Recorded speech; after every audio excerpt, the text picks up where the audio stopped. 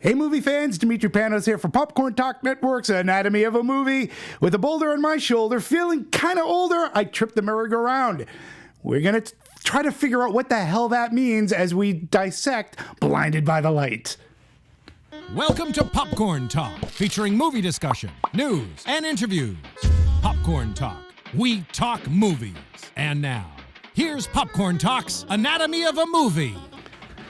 Welcome, movie fans, to another episode of Anatomy of a Movie, where today we are going to talk about Blinded by the Light. I have a very special guest and co-host. You usually hear him as the voice of God in the engineering booth, but being that he is the Popcorn Talk Network's Bruce Springsteen aficionado and authority, I'm having him on the show as a co-host.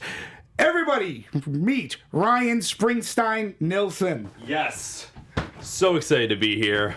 That was my Born in the USA album cover remake Nice. With the hat in the pocket and everything. I'm the biggest Springsteen fan.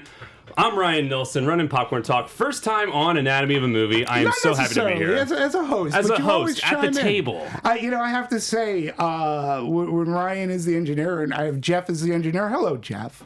How are you this morning? Dimitri, I'm great. I must admit, I have not seen this movie yet, but I love Bend It Like Beckham, so I'm looking forward to seeing it. Well, very good. It's really good. You should go out and see it. Ryan, you've been a huge fan of Anatomy of a Movie. You usually handle the engineering duties, and you're a lifeline. You will look things up as we're discussing movies. He came to me and asked as a favor, and I'm like, it's not like, can I be on Blinded by the Light? I'm like, dude, you don't even have to ask, but absolutely, he can be on Blinded by the Light. I'm a fan of Bruce Springsteen, but I understand that there's level of fandom within the Springsteen universe. So Big time. Ever since my dad showed him to me. Really? And I've been a fan of this show as well for a really long time and watching it since 2014. We're going to get into that because doing this movie, because I really feel it's one of the finer movies to come out this summer, and it's an inspiration. It's heartfelt. It's a coming of age story. Mm-hmm. So as we, and I'm going to get into that a little bit more, but we always start Anatomy off, and again, welcome Ryan. We always start off with opinions, our little reviews of the movie before going into it. So Ryan, Yes. I defer to you as the guest. Taking it away, sharing the Yeah. opinion. Well, first off, expectations were through the roof for me with this movie. I know. They weren't the expectations of I'm expecting Oscars. I was I was jokingly saying this is the most important movie of the year. It's not the most important movie of the year. But for me, this movie really looked incredible, and especially with the fact that we've had so many recent rock ballad movies with the Queen movie, Rocketman, even Yesterday that came out earlier this year, which had a similar details to this movie. But this is the one that I think ever since the trailer dropped, this was the one I wanted to see the most. I love a good biopic. But you're only gonna capture so much. It's not gonna be the full story. There's gonna be some politics involved, and it's just kind of an excuse to go listen to a famous artist's music in the theater, whereas this actually looked like it was for fans. This looked like a movie that people could really identify with because the fans of Bruce Springsteen, unlike a lot of other artists, are diehard fans because the music, the lyrics, every part of it really resonates with you. And he just has so many themes throughout his music catalog that I think resonate with a lot of people, especially myself, and that's what this movie was highlighting. So what did you think of the movie? Think of the film? Yeah. I really loved it. I think it's not perfect. There's definitely some flaws. I think especially in the middle, there's a few transitioning moments of tone. There's some tonal shifts that I don't love and kind of threw me off the first time. But then you kind of get used to the movie and the style and the tone. And by the ending of this movie is one of the best endings to a film I've seen in years. I think it saves the entire movie, really. You really do? I really do. I think because at a certain point, and we'll get into it, they were really idolizing Bruce Springsteen in a way that was getting a little, I'd say uncomfortable. It was getting a little, okay, is this just a fan film, like just praising Springsteen? Is that all this movie has to offer? At the end of this movie, you realize, No. It's just like his music. It's a lot more than that. Yeah, interesting. Yeah, so- interesting. I mean, I had a bit of a different take Okay. than you. First off, I really did like this movie. As I said on the top, I do believe that it's one of the finer films that has come out this summer. You mentioned Yesterday. This movie I thought was far better than Yesterday. And to Right. me, though, what I took away from it, again, I'm a casual Bruce Springsteen fan. I'm not one of the fanatics, and I believe that a lot of bands, when you look at bands like U2, they too have their fanatic fans. Everybody for Rush, even Van Halen, a lot of these bands have their own. Taylor Swift, going into pop, but Bruce's fans too are unique. And since this is Blinded by the Light, we'll talk of obviously Bruce Springsteen. But to me, this movie, well, number one, it was a coming of age story, Right. and to me, I looked at it as this is a movie about the power of music. I think that it was universal. A lot of people asked me because. They said, what would you recommend to see this weekend? It said, you should really go see Blinded by the Light. Right. Some people were put off because of the Bruce Springsteen. They were like, well, I'm not that big of a fan of Bruce Springsteen. So my response, it was pretty much the same to everyone who had spoken to. And it said, this isn't about Bruce Springsteen. It really is about the power of music. And you could take it to any group, band, whatever type Even of art, music for that or matter. art Yeah. that inspired you growing up. And we all have those stories. And even today, that to me is what it was about. And looking at this boy growing up, Javed, growing up in this British suburban town, Right. You understand Luton. why he became attracted to Bruce Springsteen, why he became a fan. And like I said, for me, the power of music transcends. We've all been touched by music, I believe, in any case.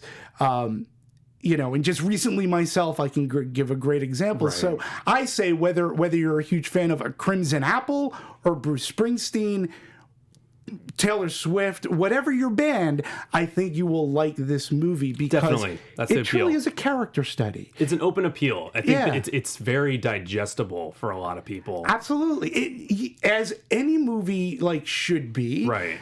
And it is digestible because at its core, coming of age story, and at the end, it's a father-son relationship. And I think that's a big part of. I agree with you for the most part. I think it really does highlight Springsteen. Yes. It definitely speaks on how music can affect someone's life as a whole. But I think particularly with Springsteen, what I really enjoyed about this movie was they had some great parallels to what Springsteen's life is as a whole, which we'll get into later. Yeah. And this character, especially with the father-son relationship. Yeah, I mean, the movie makes it makes clear that Luton is England's the Asbury Asbury Park, Park. yeah. So, I mean, there's the comparison and there's the parallels. But the other thing that I really, really enjoyed about this movie is that director Gorinda Shada, she made the music come to life. Oh my gosh.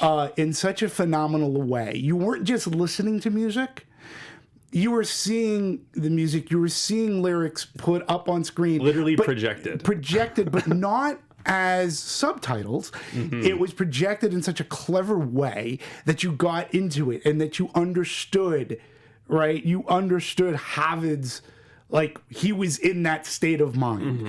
And you got that, but it was done lively. It was done entertainingly. And then the movie takes these whimsical musical turns in which they're using Bruce Springsteen music, and there's dance musical type musical dance sequences. Right. And they didn't I don't think they overdid it. well they didn't overdo it, but what I'm trying to come up with a word is that they used the actual Bruce Springsteen song. See, unlike a movie like Yesterday, where they redid the songs, they reimagined it. Right. These are actual Bruce Springsteen songs, and I just found it a great way that everybody could be entertained. I thought what was so great about it, and just going on the plot as a whole, you know, you have Javed and his family, his Pakistani family. They're in London, a suburb of London, which is Luton, and he's one of the few Pakistani people on the block. There's a few Pakistani kids that go to the school, but he has one white friend who he writes lyrics for his band, poems. He's a poet. And he's a writer. He wants to be a writer. And obviously, you know, his family, and especially his dad, disapproves of being a writer. He's what can make money. And I think that's similar to Bruce Springsteen in that I know his dad had a hard-working life, and he was like, no, you can't be a musician. I'm struggling working in a factory all day. There's no way I'm suffering to do that so that you can pursue this art thing, which is the exact parallel for this. And what I found so remarkable in this movie was it wasn't just an obvious quote unquote relationship with the dad. He also had, you know, the relationship with the teacher. He had the relationship with the friends, and he just he felt like an outsider. But when you get that one friend, which was the other Pakistani character at the school, who's he's a Bruce stan. He's obsessed with Springsteen. He drops him the tapes, so you got to listen to this. This will help you. This will get you through the school. And that moment where he plays the first track in his bedroom, and he's listening to it. Jeff, please play it. Please play it. But and the lyrics just consume his life right there. Absolutely. It was an incredible Dancing in the Dark. Yeah. Amazing. Which became, actually, if I'm correct, it became his biggest hit. It became his biggest album. Yeah. You know, Born in the USA, in the 80s, Born in the USA. The video featured a very young and at the time unknown Courtney Cox, as he pulls her up on stage. This was at the height of MTV, so in a sense, these synergies came together because MTV, you know, I could go in through a history of MTV, but the synergy between MTV and musicians and bands and music and radio, where everybody thought MTV was going to be the death of radio. In fact, it supplied radio. It was a symbiotic relationship. So when you saw the video to Dancing in the Dark, people would request the song to be played on the radio, and it ended up being played on radio stations that wouldn't normally play that kind of music. It would not only play in the rock stations, but at least in Boston, I remember it being played on like the Kiss 108s. And the lyrics speak to him in that moment where it's saying, I want to change my clothes, my hair, my face. You know, he's wearing these clothes that his parents get him, the Pakistani garb, and he feels out of place. There's people, and it's a rough time. This is Thatcher era England. There's a lot of prejudice. Racism galore. I didn't know much about that before going to see this movie, but and that song just immediately resonates with him in a very flashy, loud sequence where there's lyrics playing around his head. There, he goes outside, it's being projected on the walls. And I just found that it was startling because up until that point, this movie had been very understated. They hadn't really played any of the music. And then this loud sequence just hits the fan. Yes, absolutely. I loved it because it made you as an audience feel that impact, that rush, that heat that Javed's feeling in that moment. So an incredible introduction to the music. And it's happening during a storm. And he's throwing out his writing. And FYI, that storm is an actual storm that actually happened in the town of Luton. Wow. So they fact-based that scene because they wanted it to parallel what Javed was feeling inside, because it was a storm of anger. What am I going to do? So when that storm reaches its crescendo, let's say, that's when Javed really comes right into he's blinded by the light, and he's becomes it's where it dawns on him how like this performer is speaking to him, or in a sense knows him. So I actually found that to be quite fascinating. It's not in the book. We should say too. So Gurinder Jahata directed this film. Bend It Like Beckham. Bend It Like Beckham. Incredible film. And she too is a big Bruce Springsteen fan. The screenplay was written by Safraz Manzoor, Jahata herself, Paul Maeda Burgess, but it was based off of Manzoor's Actual story. Actual book. And that's actually how he and Gorinda had met as Bruce Springsteen fans, which I find fascinating. Really cool. And she loved the story, and it was like, how can we make this, how do we bring this to the light of the silver screen? So when you talk about that scene, of course, it's not in the book that way, but they said, this was a real weather event that happened. This is a great backdrop to do Dancing in the Dark. Yes. And again, it's such a great scene. And it goes back to my earlier point, how music pops off the screen. You don't, again, I have to stress, you don't have to be a fan of Bruce Springsteen to appreciate this scene, because it is directed so well that you'll just get wrapped up into it, not just because of the music, but because of everything going around and the way that the lyrics are portrayed. It is not boring. And they flash the lyrics up on the screen throughout the entire film. Throughout the entire movie. Which is, I think, a testament to Bruce's writing, because there's a lot of other songs. There's a lot of other artists, especially all the movies we just listed, they wouldn't put up the lyrics because they just connect so well with his situation. Yeah. That's why it works so well. And it's so well written. Right. For a character who wants to be a writer, right. He appreciates both the writing but also the music. And I think that's such a powerful thing in this movie. I love how when he's going to school and there's sequences he's just listening in his headphones, and we are getting a little... We're listening too. When he takes it off, it's that jarring moment. Right. But, I mean, there's all these people around him in his life. After that storm, his neighbor, who you thought up until that point was someone who was kind of judging him, finds one of his poems. And it was about the Nazi resurgence in England. And he tells them, I fought in World War II. And I fought against these guys. And now it's coming back stronger than ever. We need writing like this. Yeah, and that's another thing about, and this is a great graphic too, Jeff. Thank you. That's a really great graphic, because again, the lyrics aren't static. So I think for movie-going audiences, right, it's nothing, it's not boring at all. It really fits within it becomes fantasy, whimsical, but when you read the lyrics and you're hearing the music, you understand this character more. And I just thought that it was done in such a way that it's entertaining. And that's what you need to grab an audience. You don't want to be, and that's where, to me, the movie really succeeds. You don't want to beat an audience over the head about Bruce Springsteen. You'd rather entertain them and do this in a way so that when they leave the theater, right? And I even said this in my review when I'd written it, when you leave the theater, you may be inspired to stream Bruce Springsteen on your ride home. So, I wanted to ask real quick. I know we're going to get into like factoids and things on the music. Did you want to talk about the ending at all, or do you want to save it for later? Yeah, we'll get to the ending in a bit. Okay. I want to talk, I still want to talk about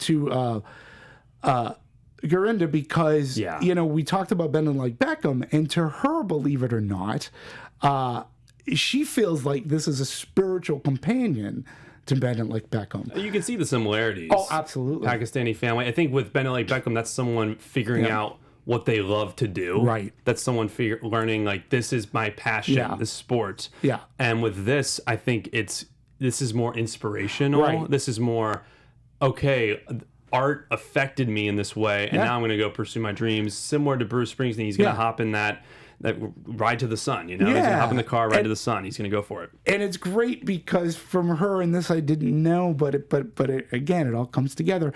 Shada remembers her own discovery of Springsteen in her own youth. She relates, I've been a near lifelong fan. She used to work in a record section at Harrods department store on Saturdays while she was at school, and that's when she first saw his album Born to Run. Bought it for something like £2. She goes on, took it home, thought, wow, I love that sort of American singer-songwriter sound, and that began her love of Bruce Springsteen. And that, to me, is fantastic. I always find that, as I'm a movie lover, but growing up... Here. Yeah, I mean, everybody who tunes in, but I'm willing to bet, obviously you've showcased that anybody who's watching and will watch us later, I'm willing to bet that you love music almost equally as much. I know that I do. Music played a major part in my life. I wanted to be a disc jockey. Right. Okay, that was my one dream growing up. And then things happen, and you just take a shift and go, I like movies just a little bit more. I have more fun talking movies. I still love talking about music. My dad was in a band. So music was a major part of my life. And it still remains so today. Whether I'm listening to rock or whether I'm listening to score, it impacts me. I recognize the power of music. Like I said, I have a story where music impacted somebody that's very close to me, who's in a wheelchair. I took him to a concert of this band, Crimson Apple, and what it did for him, it was just amazing. That's why I say I find that Blinded by the Light is universal. I think we all can have a story where music has touched us in a way. Absolutely. Whether it's like Taylor Swift, Bruce Springsteen, U2, The Police. And that to me was very special. And I love the fact that Gorinda worked at a record store. Absolutely, and it makes can tell it makes this movie, I think, stand out amongst those other ones we mentioned. Right. You can tell that music really impacted her, especially Bruce Springsteen's music. And, I mean, almost all of his songs, especially in the 80s, 70s, and 80s, are all about leaving that small town and going to pursue your dreams, which I thought was. That obviously has resonated with plenty of people who go to LA, especially me. And I just think that what was really mature about this movie that has some very, I'd say, immature fun sequences. Sure. I thought they they took that realistically, but I loved how at the ending they didn't see it 100% of the way through. They didn't lean into just a fantasy. They made it very realistic, which I thought was even more But it had impressive. heart. It had incredible heart. It had heart. Incredible heart. That's another reason too why I highly recommend the movie, because and it's earned. Yeah. That's the other. It's very earned. There's nothing that's sickly sappy about it. Right. It's very earned, and I can't encourage an audience enough to see this movie. You know what, Jeff? Jesus, again, very remiss. This is on me, but since we're talking about this movie, if you haven't guessed already, well, I'm assuming that you've seen it as well. But we're gonna spoil that out of it. Spoiler, because that's what anatomy of a movie is. But if you have seen it, you understand. Right. And every emotional beat was earned, except I felt maybe one, and that had something to do with the ending that we'll talk about a little bit. Okay. So, I want to talk a little bit more about the genesis of how this became, came to be. how it came to be. So, Shahada had met Manzoor and through their Bruce Springsteen, through their love of Bruce Springsteen, right? Shahada was later invited to a UK premiere of the documentary The Promise, which is about making of the darkness on the edge of town. So there, Manzoor also attended as her +1, which is cool. Okay, and they were placed right on the red carpet. And this is after Manzoor's book had been released and come out. And we were poised on the red carpet, ready to snap pictures of Bruce as he passed us. Upon arrival, walking up the red carpet, he recognized Sarfraz, because there aren't too many, as she goes, there aren't too many Pakistanis with afros who've been in front rows of more than 150 Bruce concerts. He stopped and said, "Hey man, your book was really beautiful," which came as a huge surprise to Sarfraz, because somebody sent him the book and he had no idea. They have that the credits of the film. He's been to 150 live concerts. Yeah. Wow. And Gorinda jumped in and she said, we're talking about making this into a film. We need your support. And he sounds good. Speak to John Landau. That's Bruce's lifelong manager. And from there, they kept in touch. Right. And then from there, they went through all the process, screenplay and all. And Bruce just loved it. And it said that... Loved it. I think Gorinda said that they had access to any song they like. Yep. Which is awesome. Amazing. Wow. They had all access. Yeah, it really is amazing that It's hard. It's hard to get licensing for music. But it makes the picks of the tracks throughout the film really authentic. Absolutely. Because sometimes when they, when you hear a famous song in a film, you're wondering, okay, did they just get the licensing to that, or was that the only one they had? The ability, was that the cheapest one? They had full access. In many cases, sometimes it's a package deal. It comes part of the whoever represents talent music.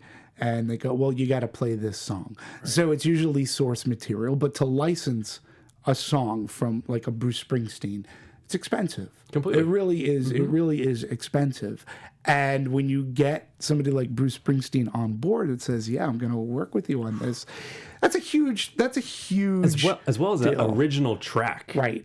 In the credits. Yeah. Stand By You. Yeah. Wow. So that's huge. And that really does go. And again, for those people who think about it as an artist, in full support of another artist who's making a project and he wants to help out. Wow. A bigger artist. And that to me is the real pull here. Absolutely. Because he didn't have to, and he did, and he was all in. And that, to me, speaks volumes about the man's character.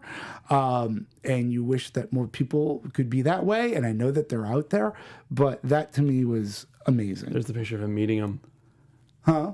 That's him meeting Bruce, yeah. Yep. And I think it's fantastic. It really is great. It's beautiful. So, let's talk a little bit about the end, because then I want to talk a little bit about casting, about Javed. So, go ahead. Okay, speak. so very end. So throughout the entire film, there's this tension between Javed and his father. Right. His father disapproving of him becoming a writer. I think he even lies that he's working a certain job, or he has an internship at the newspaper. Correct. And he gets a front page story, which he actually gets paid for. Yes. But he keeps the money to buy Bruce Springsteen tickets. Right. Which he goes and buys on his sister's wedding day. And during that, there's an incredible sequence. I'm getting a little off track for the ending, but where they play my favorite Bruce Springsteen song of all time and my favorite song of all time, Jungle Land. Right. And it's beautifully put in where it really is. It really is. There's a protest in the streets, which is a lot about what the song's about. Yeah. And they're getting beaten up. They're on the way to the wedding, and there's a massive protest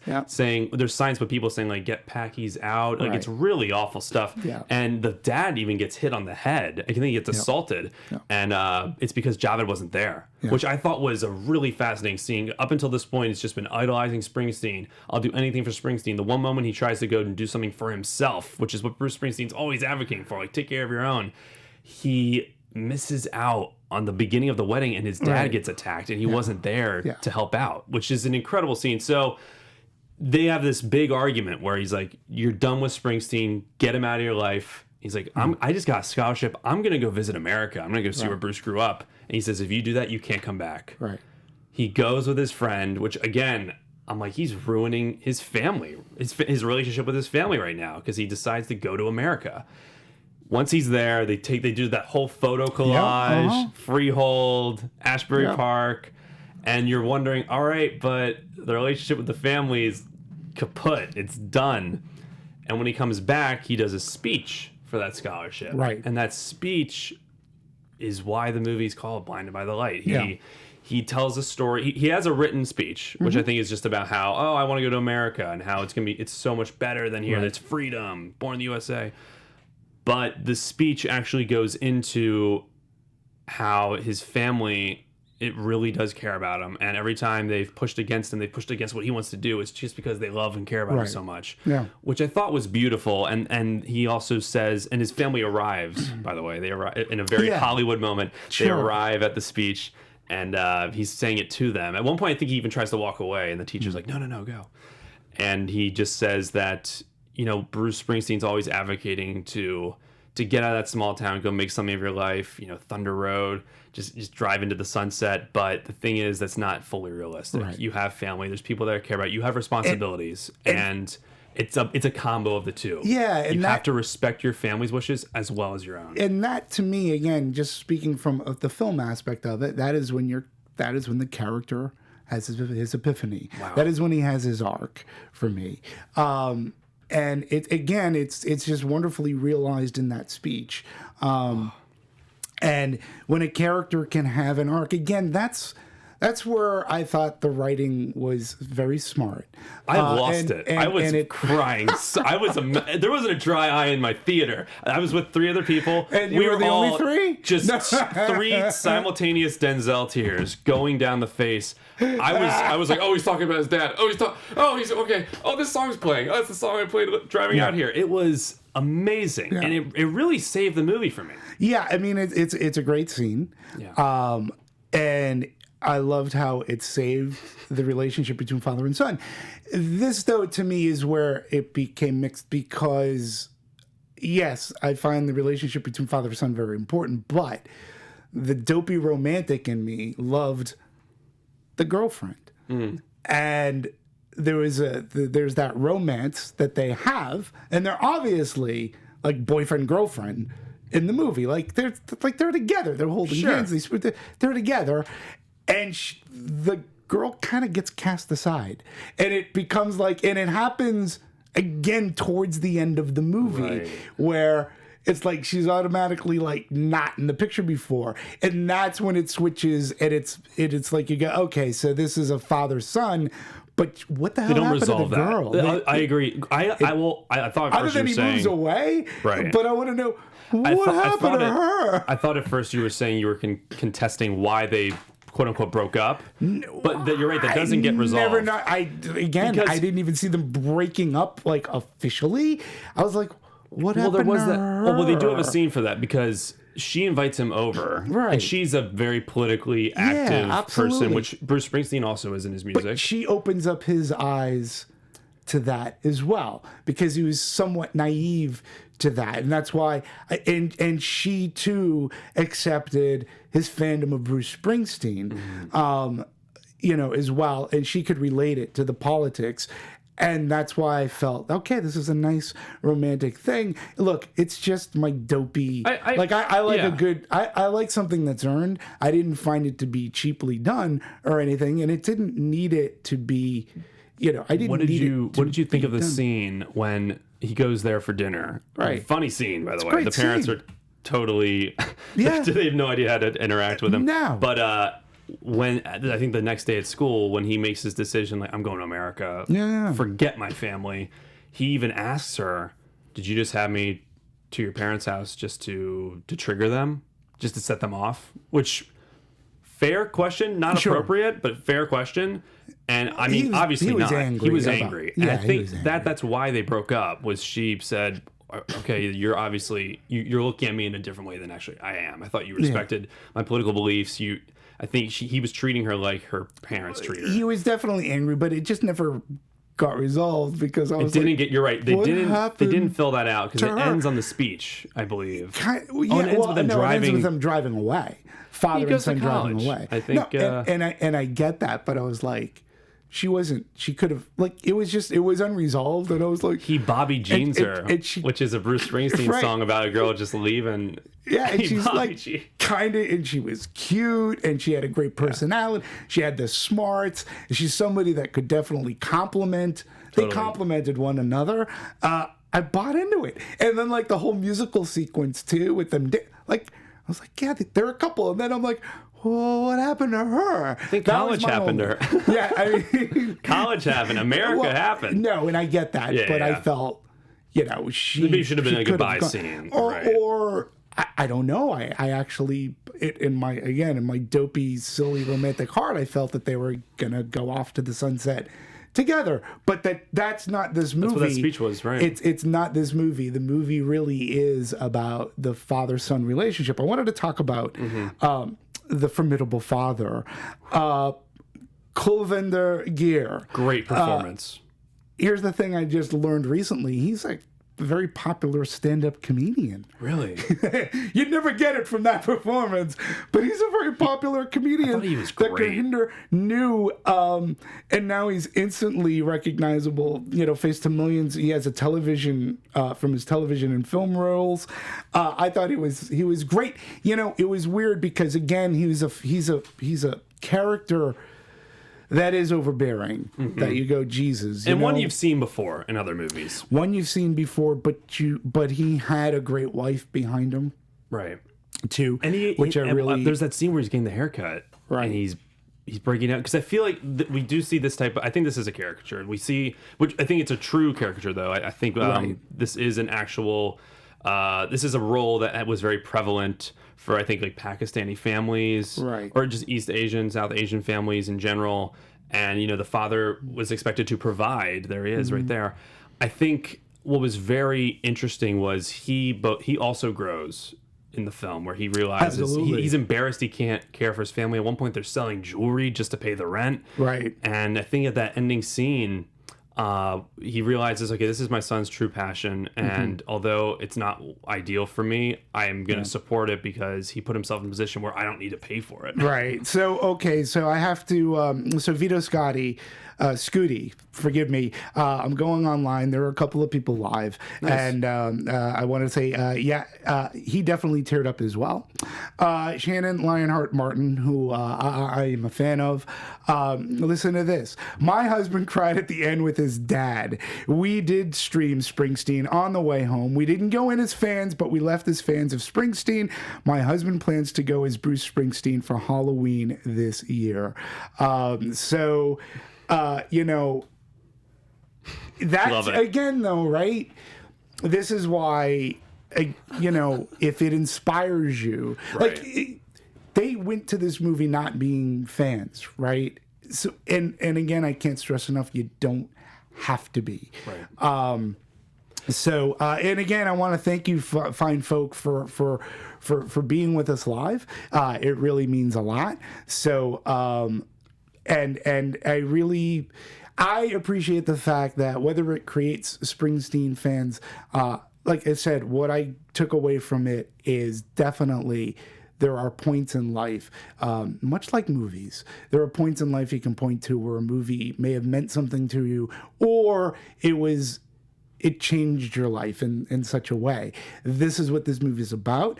I want to talk about the design of this film. Absolutely. Because Gorinda assembled some great people: director of photography Bill Smithard, production designer Nick Ellis, editor Justin Krish, which the editing in this movie too, you have to give props for, because when you're talking about that storm sequence or the musical sequence, right?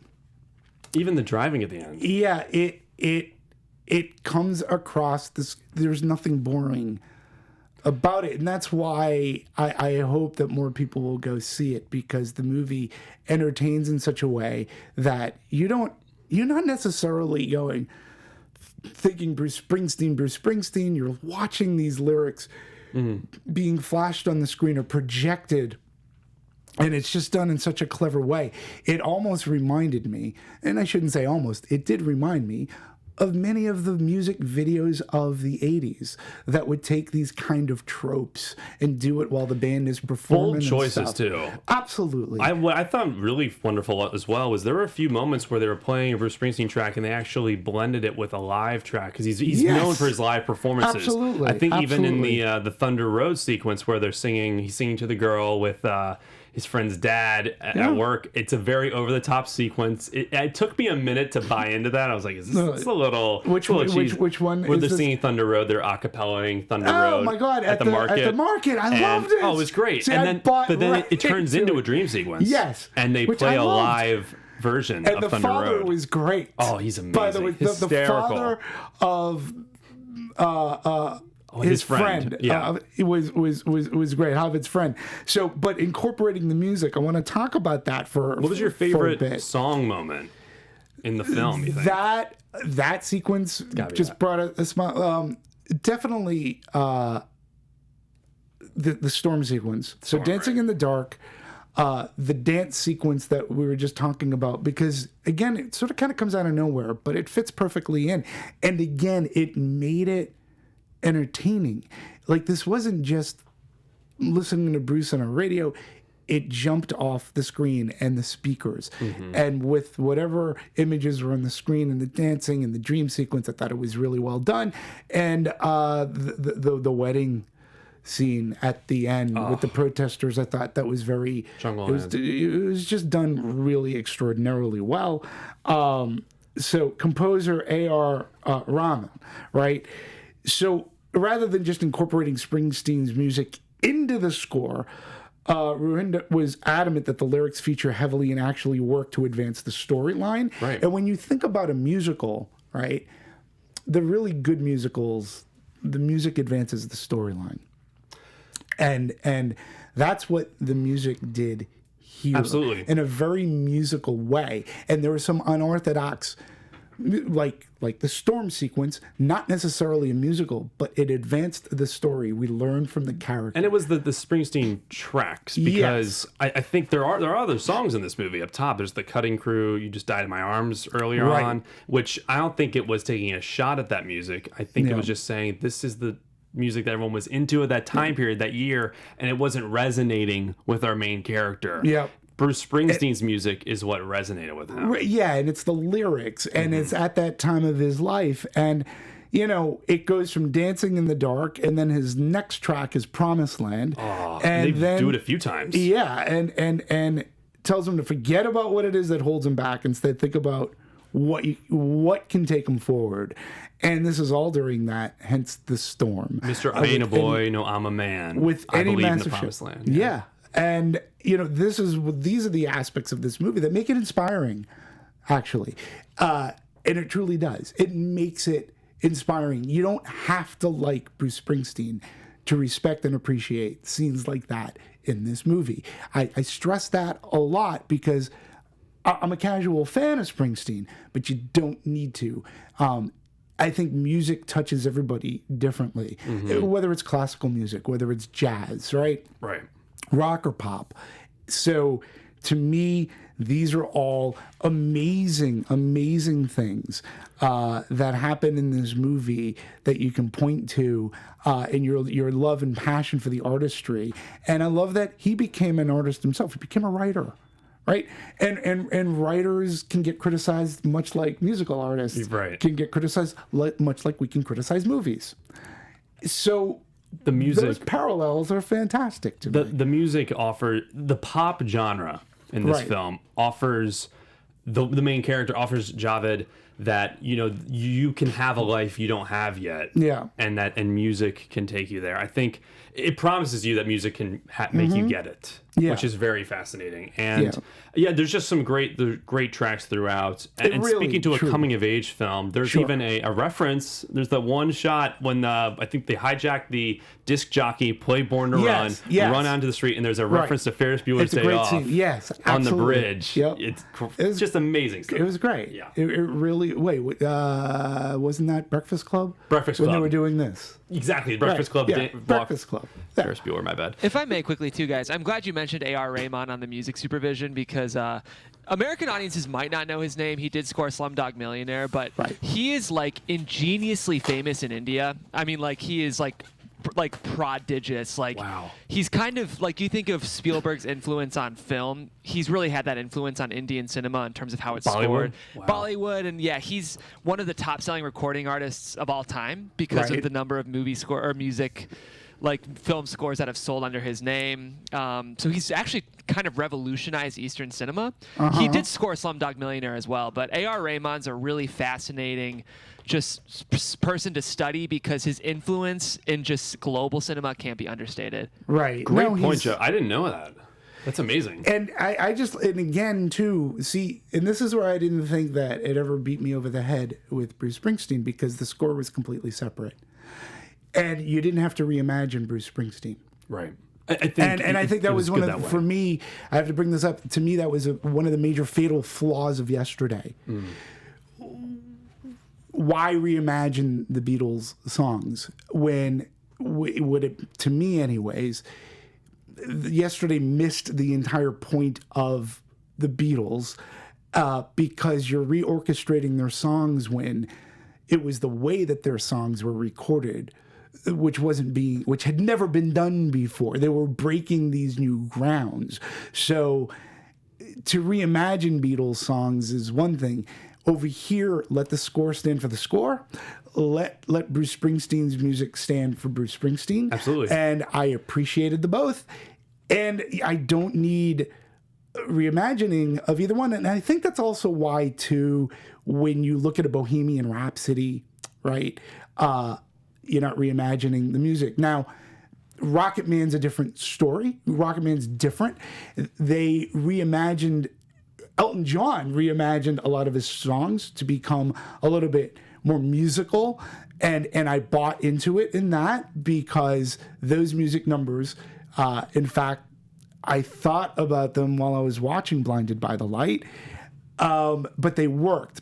And again, it was Elton John doing it. It wasn't like you're having some cover band doing it. It was under Elton John's supervision, who, like Bruce Springsteen, he gave the okay for Rocketman. Right. Bruce Springsteen was all on board with this, and I love that. I think you made some amazing points there. The one big difference, I think, with this movie, other than the ones you just mentioned, is that Bruce Springsteen as an artist compared to all those groups. Right. The Beatles, they're a group, obviously the most famous musicians of all time. Their impact is, undeniable. Even Bruce Springsteen himself said he watched them on TV, and that was one of his biggest inspirations. But I will say, I think as connecting with an artist, like a musician, a single one, even though Bruce Springsteen had the E Street Band, it's right. Bruce Springsteen in the E Street Band. And right. I think it's a really interesting narrative to talk about one character being inspired by one artist. I think it's a little different when you're referencing an entire group like the Beatles. I think pick one and maybe make that a more fascinating film. Same thing with Queen.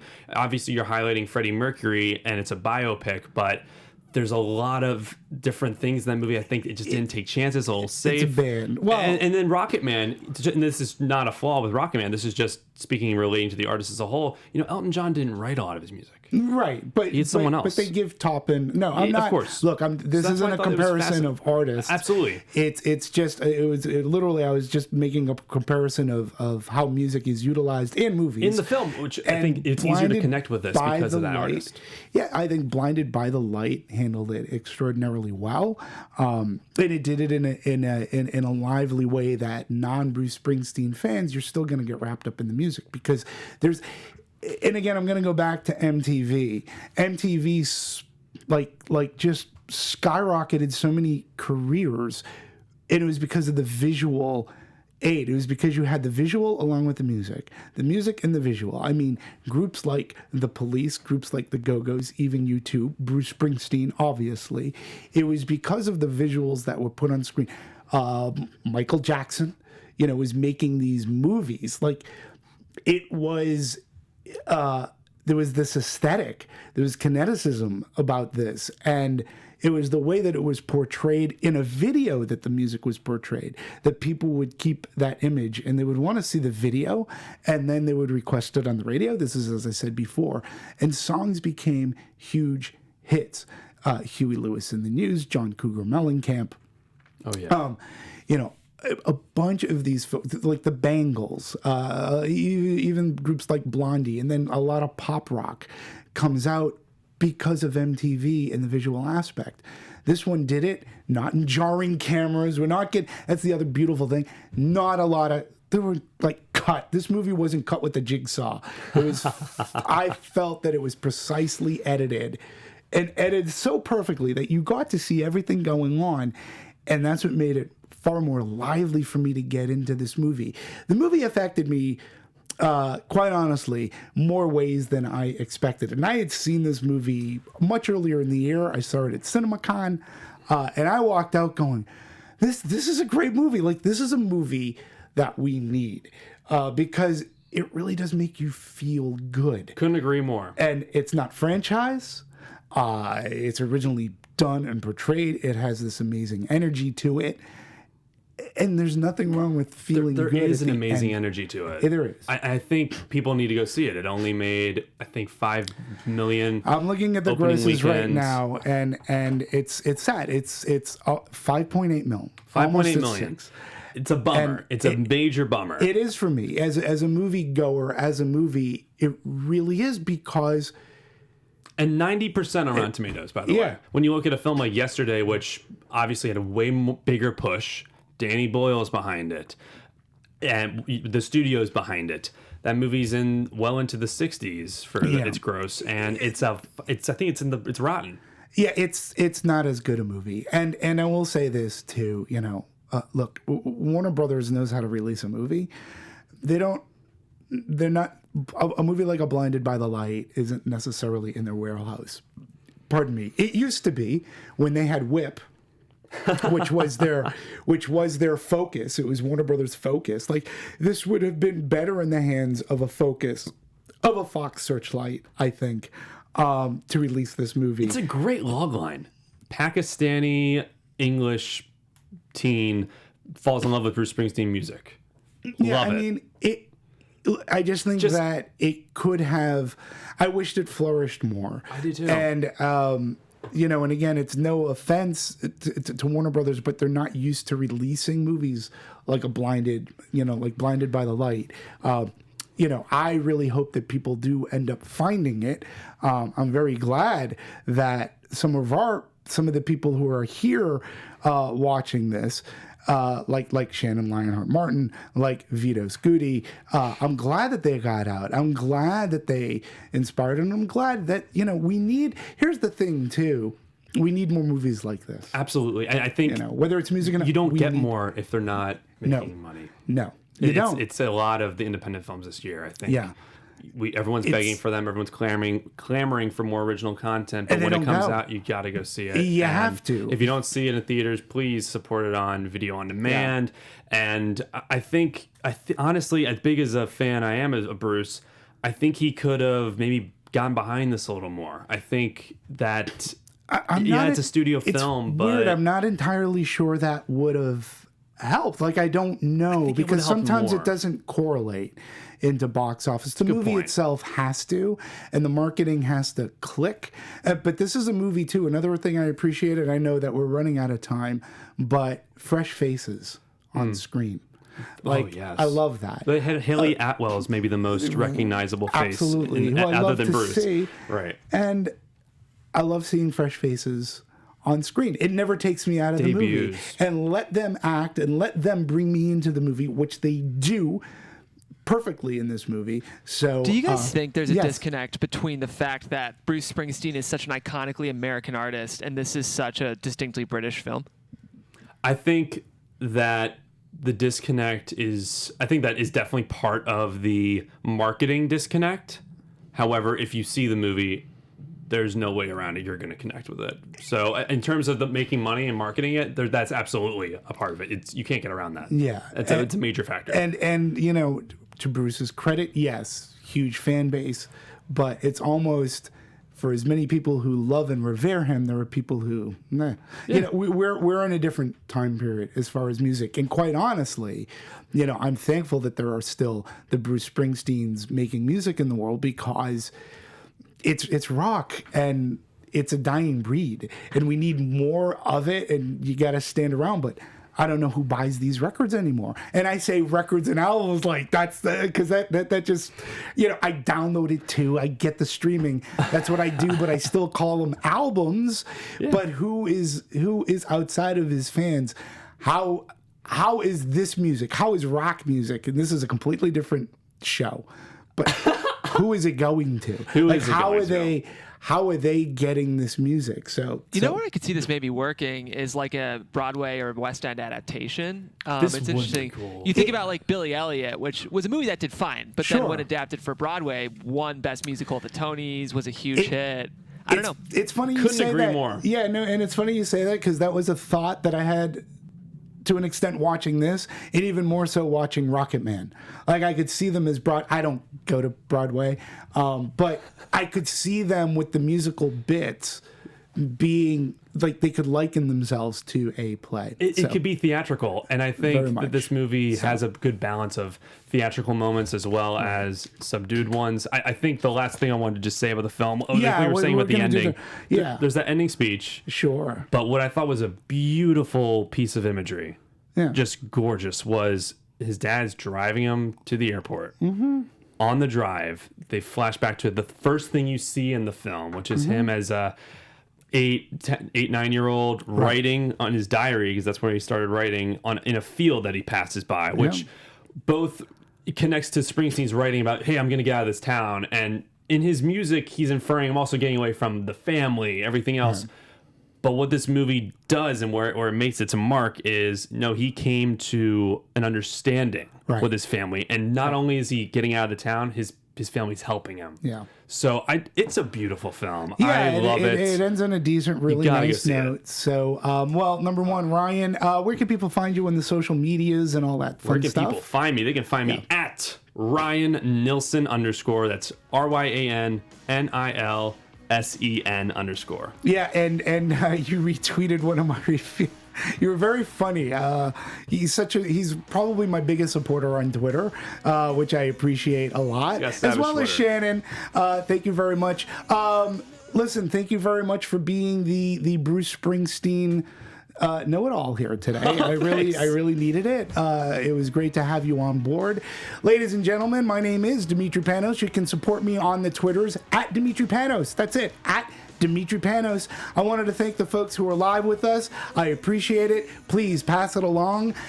Please keep going to the movies. We have more Anatomy of the Movies coming up. We'll be doing Bridget Runs a Marathon. Yes. So thank you very much for tuning in, and I'll see you folks all at the movies. Thank you. Bye. From producers Maria Menounos, Kevin Undergaro, and the entire Popcorn Talk Network, we would like to thank you for tuning in. For questions or comments, be sure to visit popcorntalk.com.